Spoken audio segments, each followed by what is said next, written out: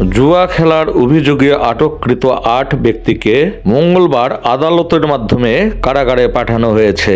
কারাগারে পাঠানো ওই ৮ ব্যক্তি হল দুপচাচিয়া উপজেলার কোঁচপুকুরিয়া গ্রামের জামাল প্রামাণিক, দেবরাসন গুচ্ছ গ্রামের আলমগীর হোসেন, দেবরাসন উত্তর পাড়ার একরাম হোসেন, বড় চাপড়া উত্তর পাড়ার শহীদুল ইসলাম, ফোরকান আলী, আনোয়ার হোসেন, আলতাফনগর বাজারের বাচ্চু মিয়া এবং বনতিতুলিয়া দক্ষিণ পাড়ার জিল্লুর রহমান।